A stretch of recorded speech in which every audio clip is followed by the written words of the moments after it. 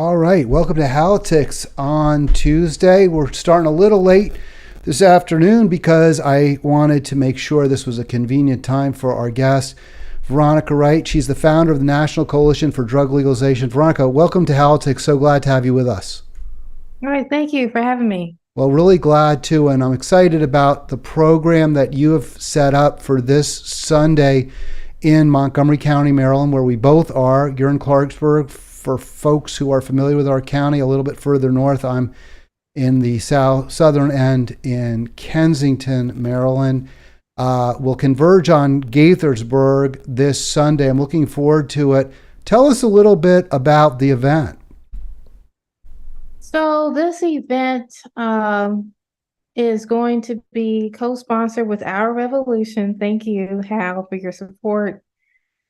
I believe the numbers we do have is probably because of the email blast that you sent. This will be a panel of experts on the topic of drug legalization, and I will be the moderator.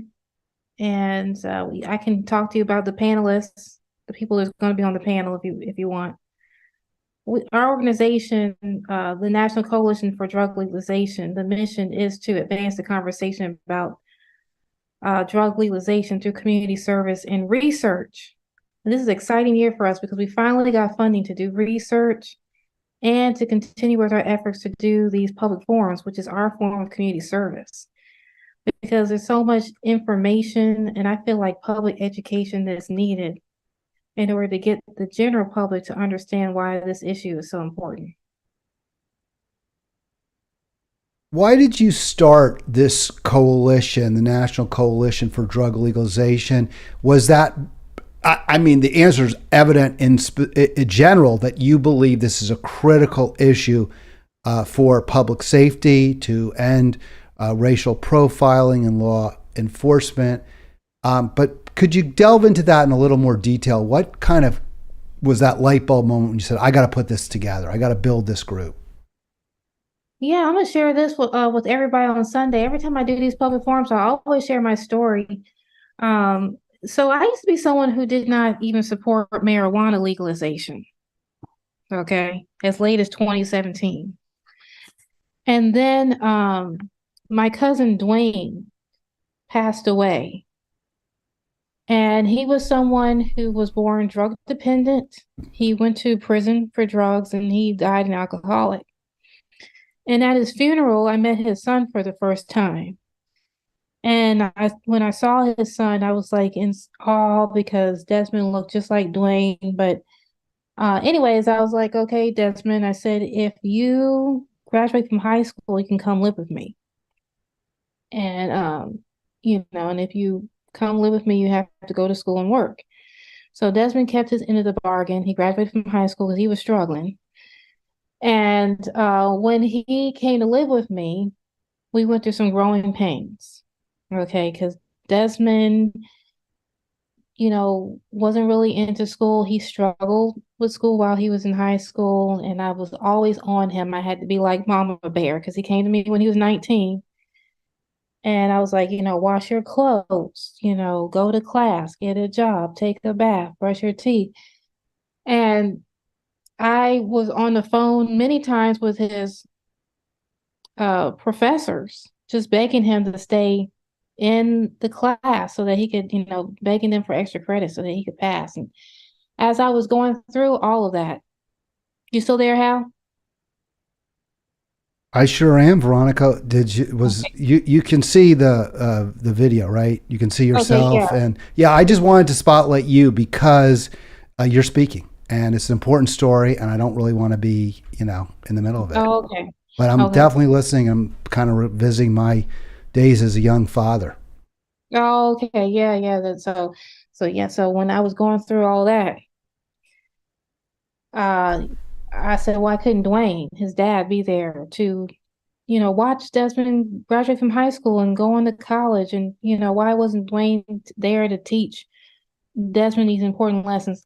Is because Dwayne went to prison, when he went to prison for drugs, he had the felony on his record. and he was never really able to rehabilitate himself. I think just now recently they allow um, the formerly incarcerated to qualify for Pell Grants, but back then you couldn't get Pell Grants, you still couldn't get SNAP or any type of financial assistance from the government.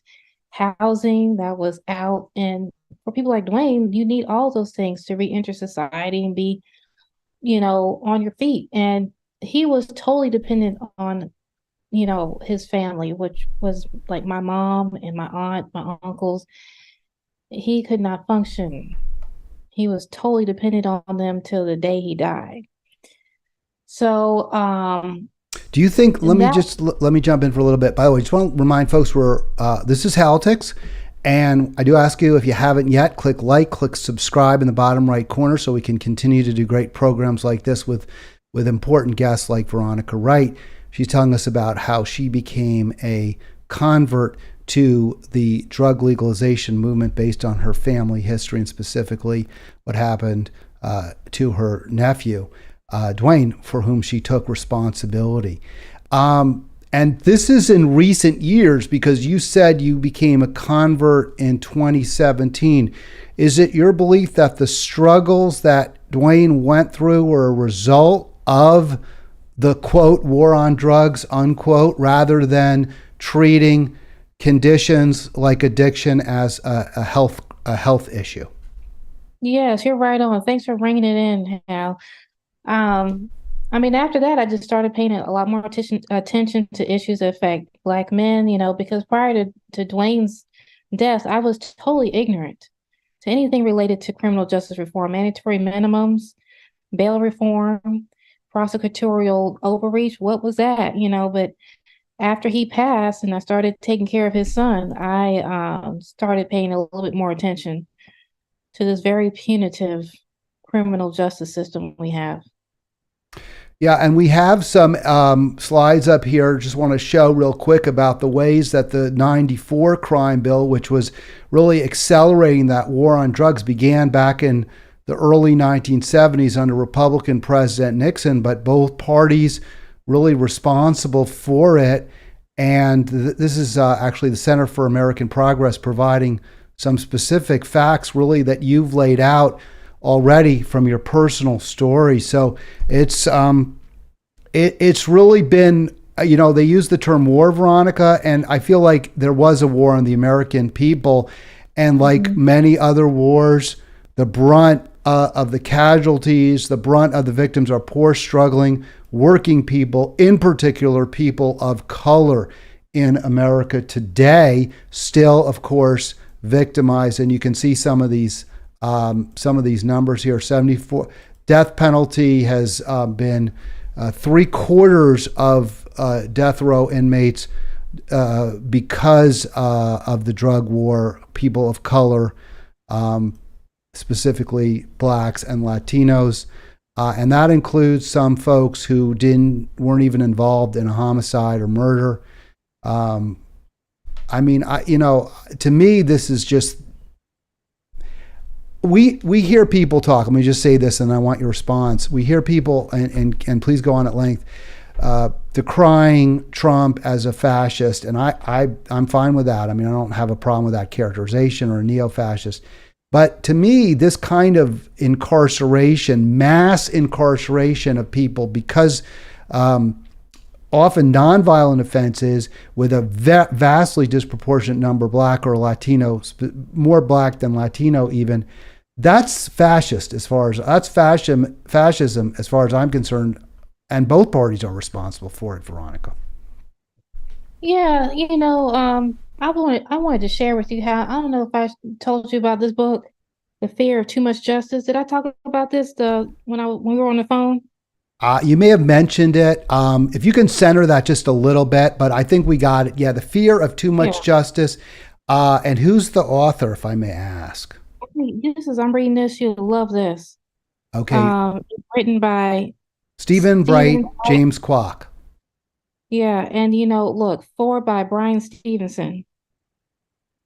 So I don't know if you're familiar with Brian Stevenson, but I don't know, he wrote this. I don't know what the name of his book escapes me, but there was a movie based on the book that he wrote and the life that he lived to get people off death row. But in this book, it speaks exactly to what you were saying earlier about what was coming out of the 1994 crime bill. Because with the 1994 crime bill, you had the three strikes and you're out. You had the Democrats really trying to be tough on crime, and you had many years later, you had that 100-to-1 sentencing disparity between cocaine and crack.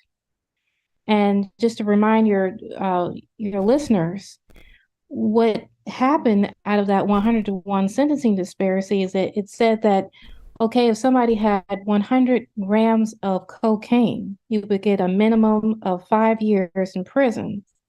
But if someone had just 1 gram of crack, they would also get a minimum of 5 years in prison. And, as an end result, you saw a lot more people of color go to prison for drugs because at that time, Black people were more likely to use crack than cocaine.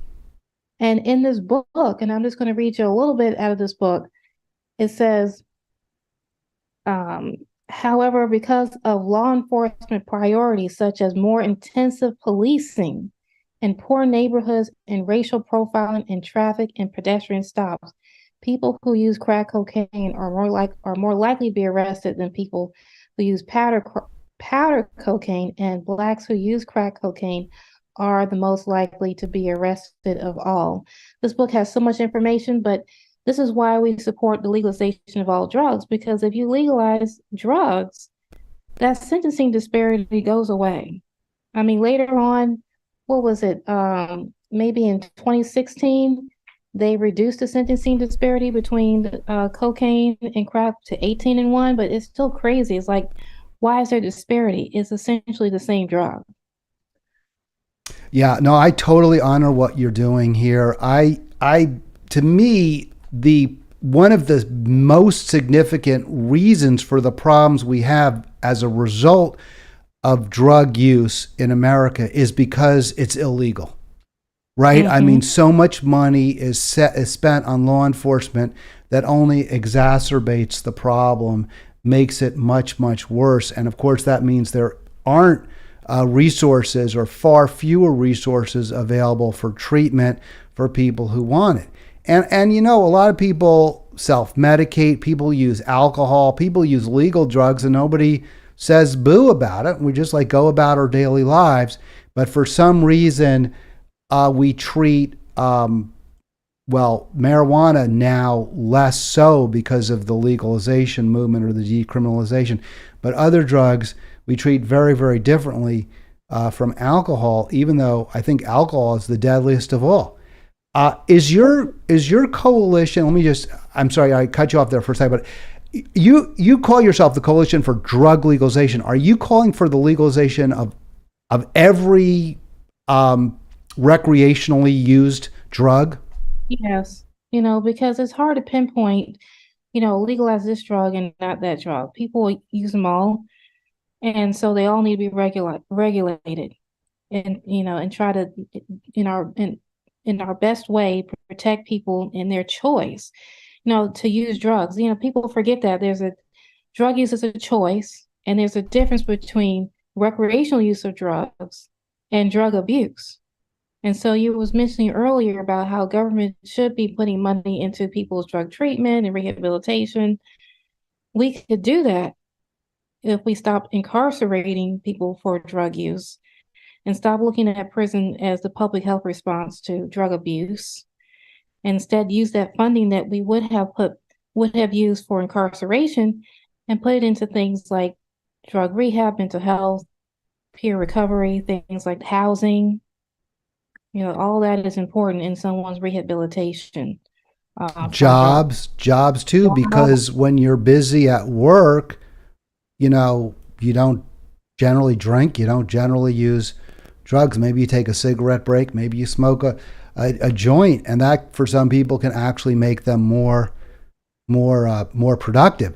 That said, that's a problem for the employer. In the end, if you're not doing your job, it seems to me, for whatever reason, that's the employer's responsibility, not the government's, right? I mean, if you Right. show up intoxicated, then you should, you pay the price.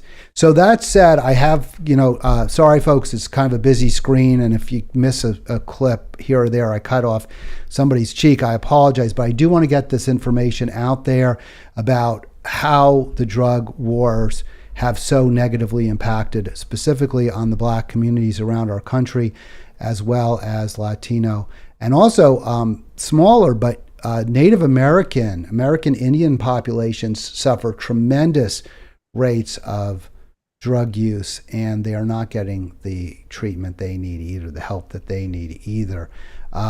So there you see it, 2/3 of the youth in prison sentenced to life. And that is, of course, such a complete waste. First of all, I don't think children should be sentenced to life ever, under any circumstances. But obviously it's a tremendous waste of life. And hey, if you don't care about the human waste, then just think about the expense.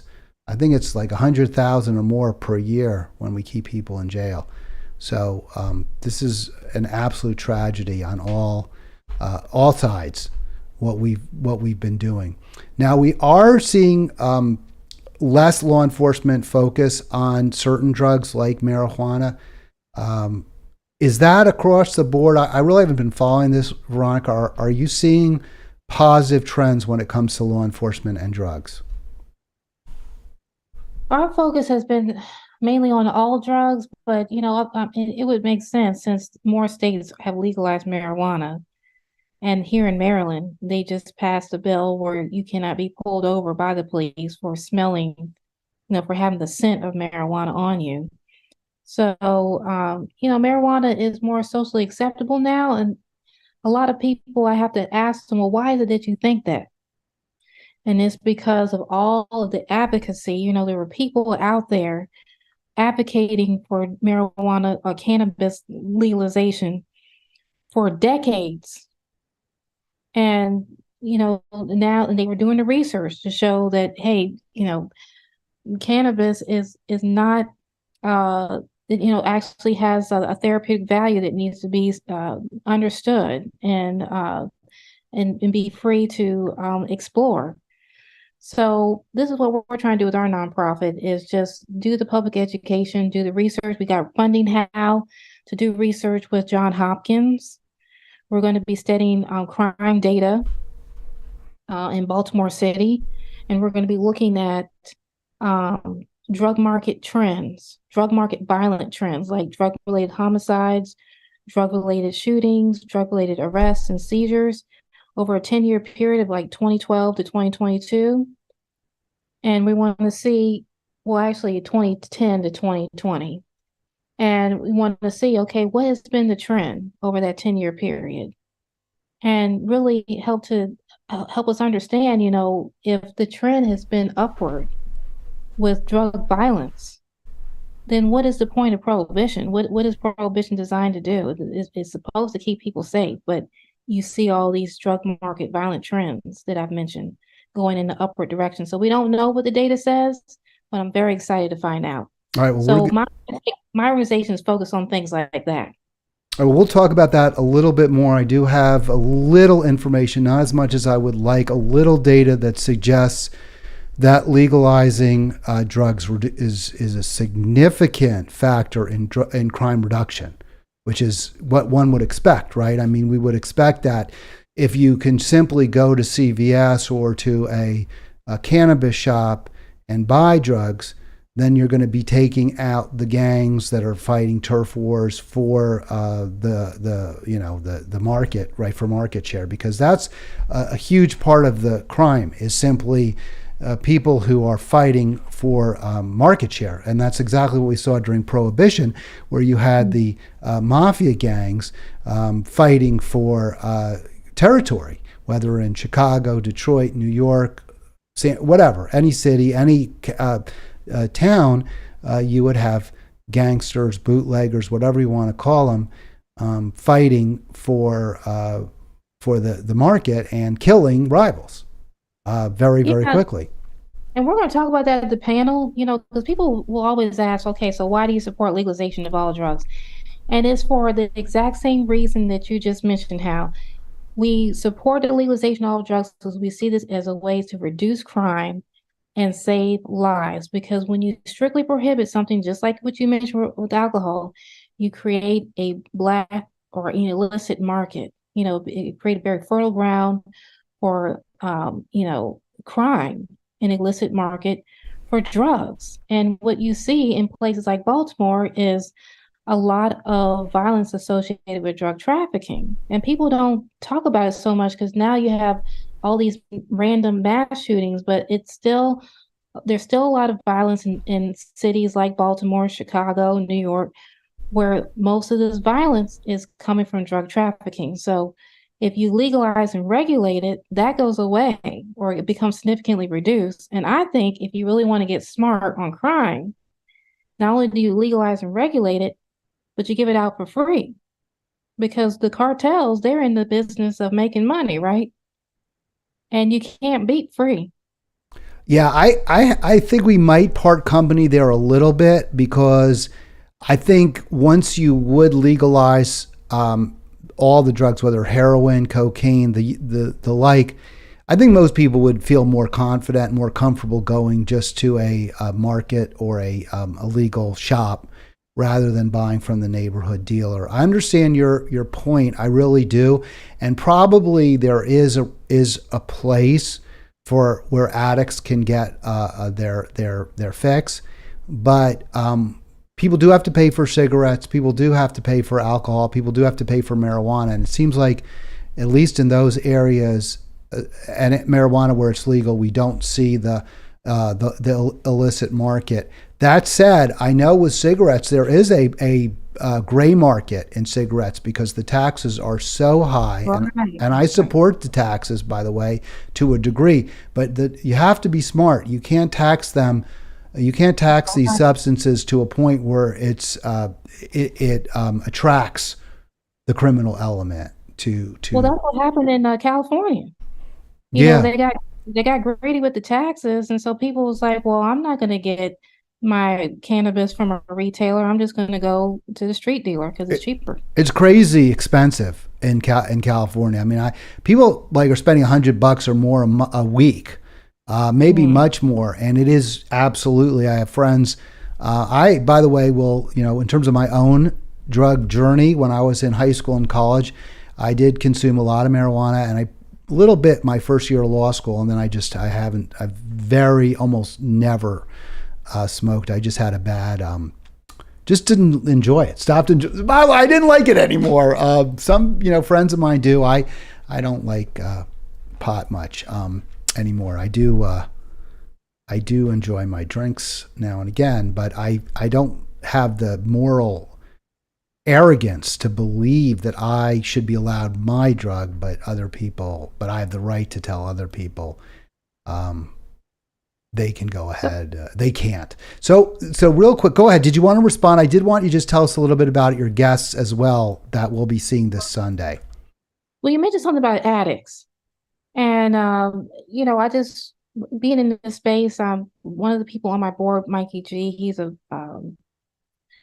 He went to prison for selling marijuana and using drugs, and he tries to educate me and others around him about using the proper terms. So I try to be careful about using the word addiction, but I do when you said the word addict, it made me think about, again, people think that if you use drugs one time you become addicted, and then that's a fallacy that the government put out there so that people don't use drugs. It rarely is that the case. But I also want to stress again, there is a difference between recreational use of drugs and drug abuse. And not everybody who uses drugs abuses them.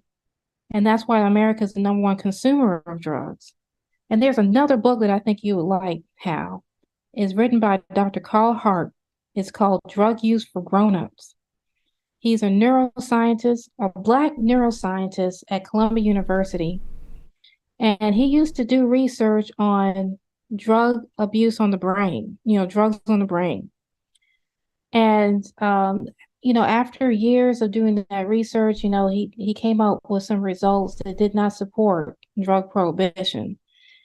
And what's very interesting about his life story is he openly, he said, look, I use drugs. He used all the drugs, maybe with the exception of one. I can't remember that one drug he said he wouldn't recommend to anybody. But, he's a strong advocate for legalization of all drugs, and he's a neuroscientist. Okay. It was a very good book. He was at my panel. I had a panel at Johns Hopkins, so he was one of the guest panelists, and it was great. One for the memory books. Well, I wanted to commend you too. I mean, it takes an awful lot to start an organization. I'm interested in that journey as well. We may have time for it. I know we want to focus specifically on this forum. I can't think of many causes that are more worthy of pursuing than this one. So I give you great props for that, Veronica. Real quick, tell us a little bit, if you can, about the speakers that will be this Sunday, 1 p.m., Gaithersburg Public Library, which, by the way, is one of my favorite. I have to say, Montgomery County, I've got my criticism. They've done a nice job with the libraries. The Silver Spring Library is beautiful. Gaithersburg Library is beautiful. Rockville Public Library is very nice. The ones that they've updated are really nice. Gaithersburg is right there at the top. So even if you don't really care about the forum, you might want to go see the library. That's 1 p.m. Sunday in Gaithersburg. And the link. So if you want to sign up, the link is in the description. If you're watching this video on YouTube, and you are watching on YouTube, because that's the only place that I broadcast, click on it. And also, when you're doing that, click on like and click on subscribe, because I need all the subscribers I can get. And I think I got a couple from your group. I'm not sure, but I got a couple of new names in yesterday, Veronica. So if they're watching, thank you for subscribing. Yeah, real quick. So who are these people? I don't know any of them except for Acevero, who's District 9 delegate. Law enforcement, Eric Sterling, and then I guess there are other luminaries. So Eric Sterling, he has an interesting story. He's also on a couple of documentaries on Netflix. One he shares with Dr. Carl Hart. He started his organization called Criminal Justice Policy Reform Foundation, and I met him while we were on the Montgomery County Alcohol and Other Drug Abuse Advisory Council. He was the chair at that time. He helped write the mandatory minimum laws. And after that experience, he realized the error of his ways, and ever since he started advocating for, criminal justice reform policies and drug legalization specifically. And now he's retired, and he's a part of Law Enforcement Action Partnership. So this organization, LEAP, the former CEO of this organization is now on my board, Neil Franklin, and I'm so thankful for him, because Neil has helped our organization get funding so that we could do research with Johns Hopkins and continue with our work. But this is an organization of retired law enforcement individuals, retired lawyers, detectives, police officers, judges. They all believe in the legalization of all drugs, and they often volunteer their time to be on panels like the one we're having on Sunday. So Eric is now volunteer with that. Howard Wooldridge would not be here on Sunday. He double booked himself, but I met him at the Cato Institute. He was one of the co-founders of LEAP, and now he has his own organization, Citizens Opposing Prohibition. He was one of those early activists for marijuana legalization. Yeah, I want to give props to libertarians in general who, while I defer with them on many issues, they have been steadfast in their support of legalization. I think there are many benefits. And also, for that matter, although we're not talking about a peace, the libertarian movement has, for all I disagree with them on, they really have the courage in promoting peace around the world and criticizing American empire as well. So I credit them. I'm disappointed because I wanted to see that Stetson he's got on, that cowboy hat. That's pretty nice. He wears it all the time, Hal, and he also walks around with his jeans and a big cowboy buckle, belt. The buckle there. Yes, he is cowboy. And another thing about his story is that, he was so passionate about marijuana legalization that he rode on his horse across the country That's with a awesome. No, that's with great. a t-shirt that said, ask me about marijuana legalization or something to that effect. So, he's just awesome. Hey, if you're Uh, riding one of those horses all day long, you're gonna feel it all over. Of course, you're gonna want to smoke a joint to relax a little bit. It's like the football players. They're playing this incredibly violent sport, mhm. and they smoke a joint to relax and get some of that out of their system. You see a lot of football players, and they in the past have been kicked out of the game or punished or sanctioned, and I think it's just crazy. It's a totally not. It seems to me like the most civilized response to that incredibly uncivilized sport. Well, thanks to his activism and others like him, people socially accept marijuana. Now, you brought up the Cato Institute. Our organization partnered with the Reason Foundation to publish a drug legalization handbook. Because so many people talk about, I think there's a lot of, well, maybe not enough, but there is information out there about drug legalization in general, but people don't talk about how to legalize drugs. So our book addresses the how to. Leo Wilson, I met him through Eventbrite. He has an organization called A Thought Process, and he did a documentary on his experience when he went to prison for drugs. So he's going to be someone who was directly impacted by this drug war. Speaking on the panel, Jean Adesui, she used to be with Drug Policy Alliance. This is a leading drug policy uh, advocacy organization, definitely in the country. I want to say in the world, and I'm very thankful for their support. They have helped funded us. Thank you, DPA. And then everybody knows Gabe Acevero. He's very progressive, and Delegate David Moon. He's been on a couple of my panels too. Is he going to For be there, or is Moon going to be there maybe in place of no, Gabe if he can't make it? no, Moon told me he couldn't make it. He suggested Sheila Ruth, and I was like, I don't know if Sheila's going to support legalization of all drugs. I know she's big on drug decriminalization, but I haven't had a chance to get her opinion on legalization, which there is a difference between decrim and legalization. Jill Carter might be a good choice too. I don't know if you know Senator Carter. Jill is awesome. I need to get her. We're going to do some forums in Baltimore. So I thank you for that suggestion when I get, because usually we do these with Students for Sensible Drug Policy. So the next one's going to be at University of Baltimore.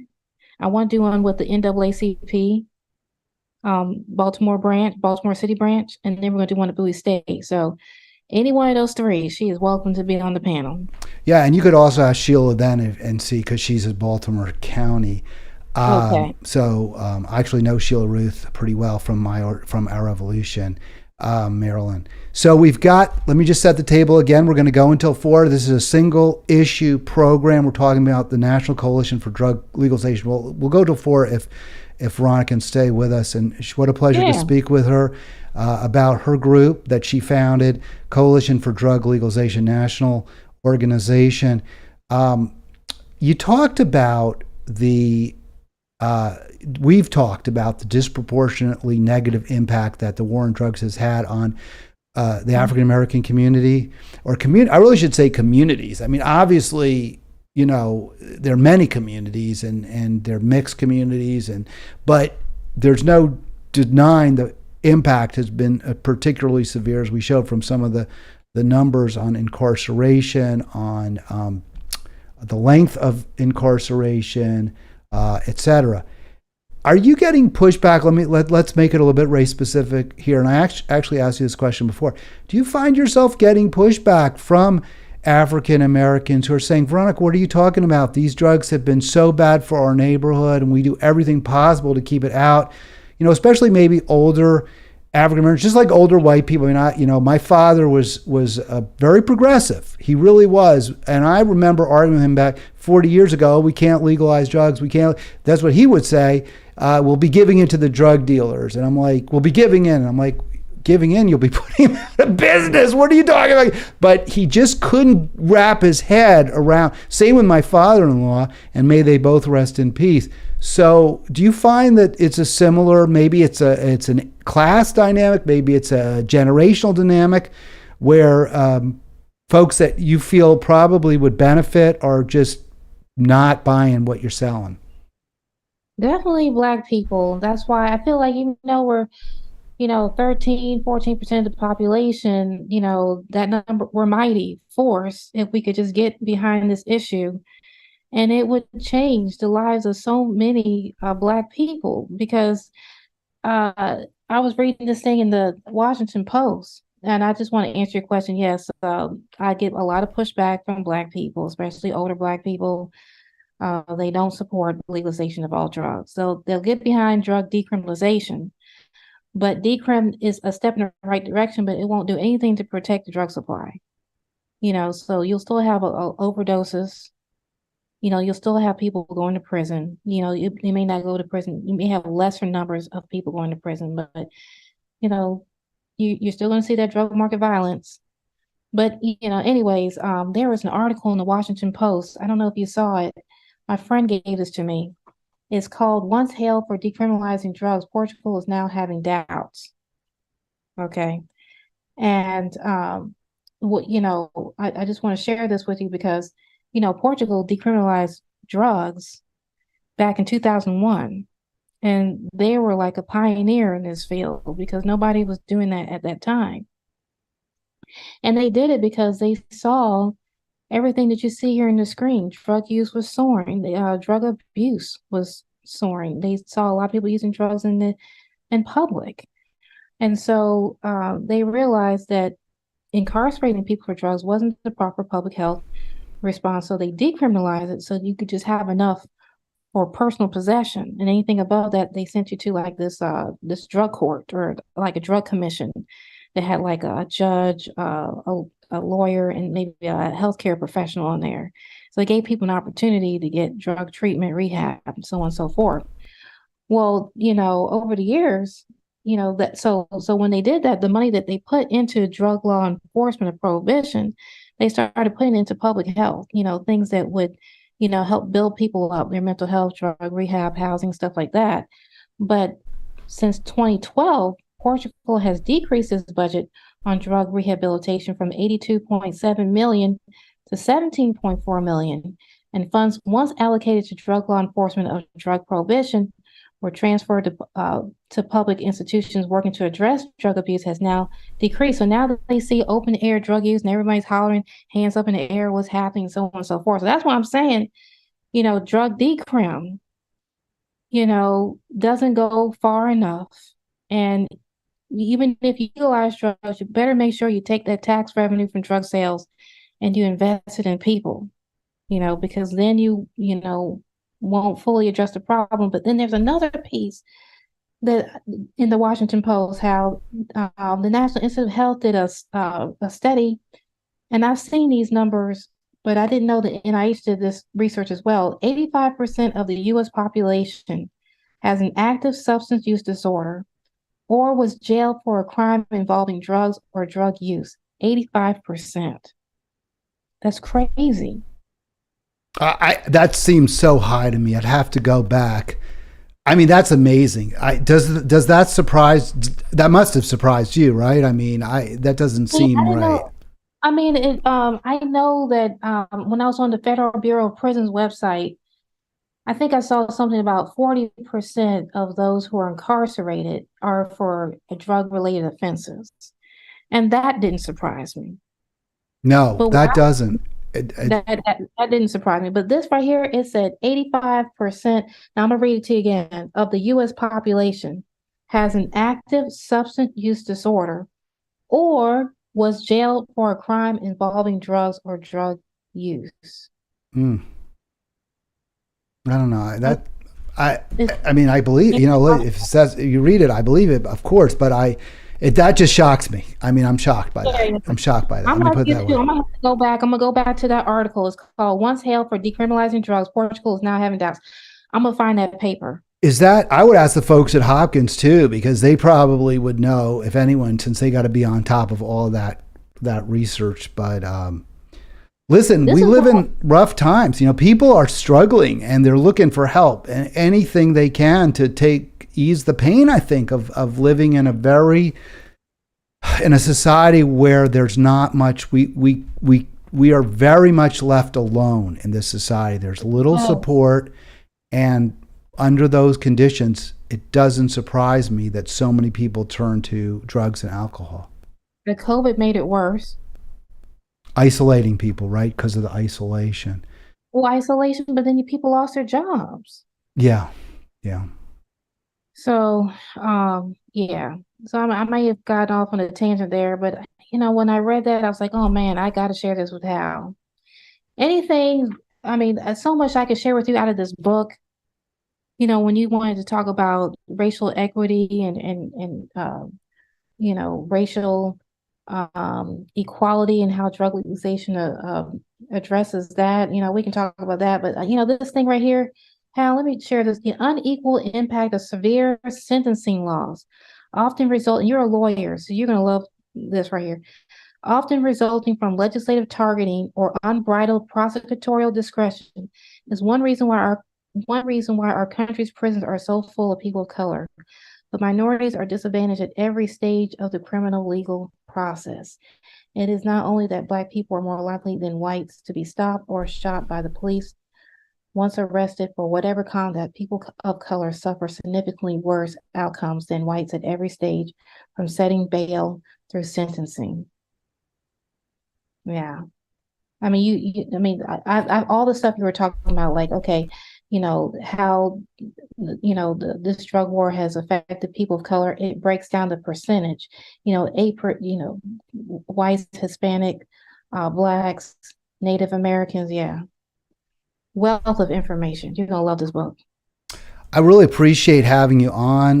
What a pleasure. Also to get to meet you. And I'm just going to leave that one shocking statistic. This is from the Center for American Progress. Not always my go-to for factual material, but this is well documented. So from CAP, 74% of those on death row are people of color. Oh, And my this is goodness. They clearly talk about pure racism, because the murder rate, I know that whites commit more murders. I know there's disproportionate numbers of crime in poor communities, including African American, but the absolute numbers are higher among the white community, and yet those who are Black are singled out for the death penalty. So this book makes the authors of this book work with Brian Stevenson to get people off death row. So they don't believe in the death penalty. And they make a strong argument for why, they don't support the death penalty, because, throughout this book, it's just, conservative states like Florida, Georgia, Texas, they pass out death penalty like it's candy, with majority of those defendants being Black. So when you look at it from that perspective, how is, enforcing of the death penalty fair?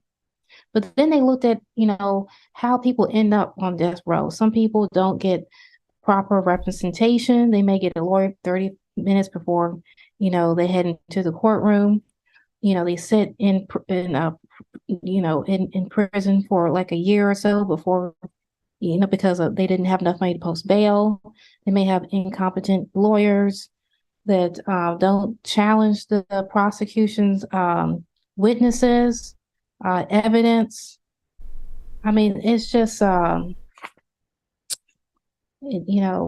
sometimes it's I'm just, there. I think the death penalty is just wrong. The state should not be in the business of killing people. We absolutely should not be doing that. And there's no way to look at that. This is one of those areas too where I believe we can have colorblind responses to societal problems that will lead to disproportionately better results for people of color. So legalizing all drugs isn't specifically color specific, right? I mean, it just legalizes drugs, but yet the benefits will be felt by all communities, but Yeah, disproportionately by African American. But there are many white communities, rural communities especially, where you have the fentanyl crisis, you have the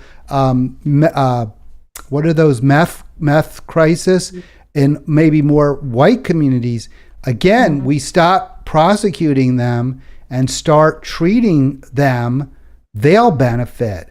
But again, we'll get to a better place when it comes to racial equity. So I think that's a huge plus. Same with Medicare for all. Same with eliminating the death penalty. All groups will benefit, but we'll see a disproportionate benefit for people of color for two reasons. One, because the laws aren't enforced in a racist manner. And two, because people of color are poorer in just not all. I mean, we don't want to generalize, right? You can't, but as a rule, because of slavery, because of a history of oppression, because of racism, even today, communities of color tend to be less affluent and they have less influence and they are less able to work the system in their favor. Let's put it that way. So if we stop killing people and we stop prosecuting people for nonviolent offenses, we'll see a benefit for everyone and specifically for communities of color. Yeah, it says here, many poor defendants do not see a lawyer until the court proceeding in which their cases are resolved. Like I mentioned before, 30 minutes before their case gets heard before a judge. I mean, that's crazy. But yeah, drug legalization is an American issue. It's not just a Black person's issue. As I mentioned before, America is the #1 consumer of drugs. And, it's a global issue, but it's definitely a huge issue in this country that, we need to address. We're still in the opioid overdose crisis. The people, think, okay, if you can, sue all the pharmaceutical companies and people will be safe from fentanyl. That's not how people are dying from fentanyl. Majority of people who are dying from fentanyl is because they go to the street dealer, they get cocaine laced with fentanyl, and they don't know what's in it. They don't know the fentanyl is in there. Fentanyl is a drug that, has a particular dosage that needs to be adhered to.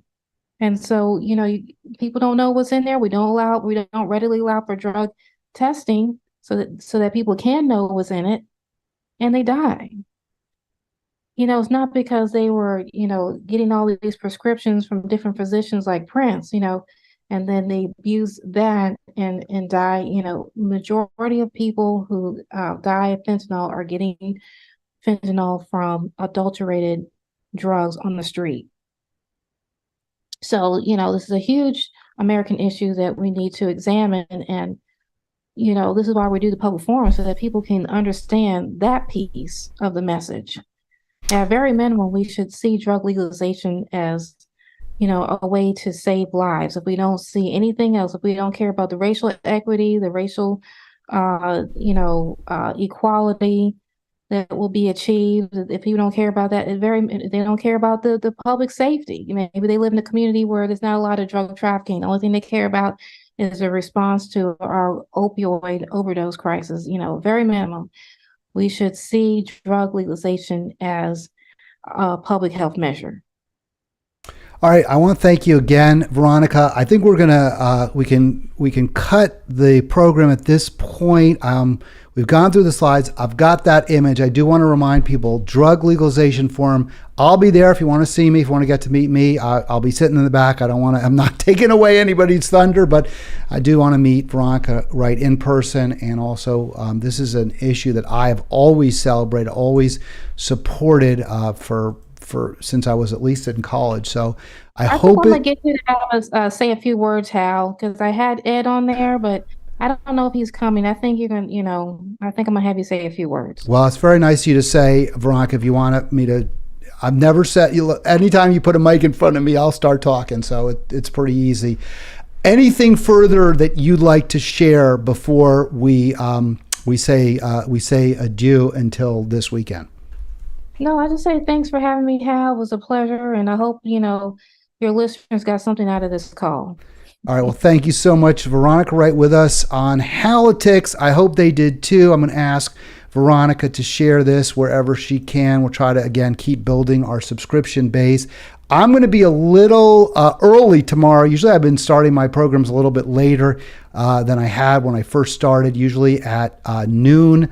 Of late. Today we start at 3. This is Eastern time, of course, and you can watch anytime live, well, you only watch live once when I'm on, but you can record. Obviously, most people watch the recordings on the YouTube. Tomorrow I'll probably be going at 10. We'll respond. Really want to focus on some of the just news of the day, including the climate cataclysm and what I'll be doing about it tomorrow afternoon on the Hill, on Capitol Hill. And then we'll continue our conversation about the climate crisis on Thursday with one of the leaders of our Hill Action tomorrow. And then we'll circle back, talk about drug legalization on the Free for All Friday and as well as next week. With that, I do want to thank everyone who's watching now or who will be watching in the future. And you all have a great day.